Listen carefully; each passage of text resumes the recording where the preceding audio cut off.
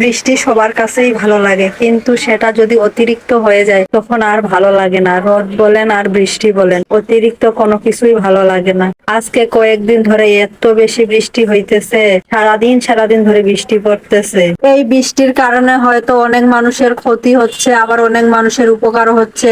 সবকিছু মহান আল্লাহ তাআলার ইচ্ছেই হয়। আল্লাহ যেটা ভালো মনে করেন সেটাই করে। কয়েকদিন ধরে এত বৃষ্টি হইতেছে, আমার মেয়েরা তো খিচুড়ি খাওয়ার জন্য একবারই পাগল হয়ে গেছে। আম্মু এত বৃষ্টি হচ্ছে আর বৃষ্টির দিনে তুমি খিচুড়ি রান্না করতেছো না? তো আমি বলতেছি আচ্ছা ঠিক আছে, আজকে খিচুড়ি রান্না করব।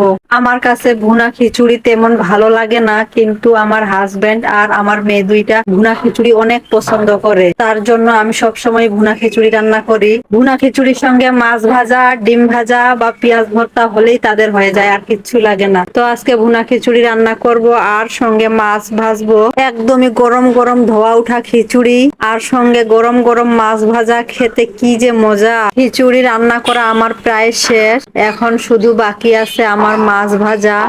মাছটা ভেজে নিলে আমার একদম কমপ্লিট। আমার হাতের খিচুড়ি রান্নাটা নাকি অনেক বেশি স্বাদ হয়। তো বিয়ের আগেও আমি খিচুড়ি রান্না করতাম। যখনই রাতের বেলা বৃষ্টি হতো আমি সকাল বেলায় বেরিয়ে পড়তাম একটা কাঁচি আর একটা ডালি নিয়ে সবজি আনার জন্য।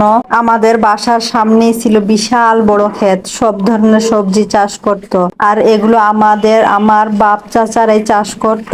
তো ওখান থেকে আমি সবজি তুলে আনতাম, এনে খিচুড়ি রান্না করতাম। সবজি খিচুড়ি অনেকগুলা করে খিচুড়ি রান্না করতে হইতো আমাকে, কারণ আশেপাশের লোক জানতো যে আজকে বৃষ্টি হয়েছে, আজকে ওদের বাসায় খিচুড়ি রান্না হয়েছে। সকালবেলায় সবাই চলে আসতো খিচুড়ি খাওয়ার জন্য। আমার কাছে অনেক বেশি ভালো লাগতো যখন সবাই খিচুড়ি খেয়ে আমার প্রশংসা করতো যে অনেক সুন্দর হয়েছে খিচুড়ি রান্না করাটা। মাঝে মাঝে এখন এই স্মৃতিগুলা মনে পড়লে আপনা আপনি চোখ দিয়ে পানি পড়ে। আগেকার দিনগুলো কেমন ছিল আর এখন কেমন হয়ে গেছে, আকাশ জমিন পার্থক্য হয়ে গেছে।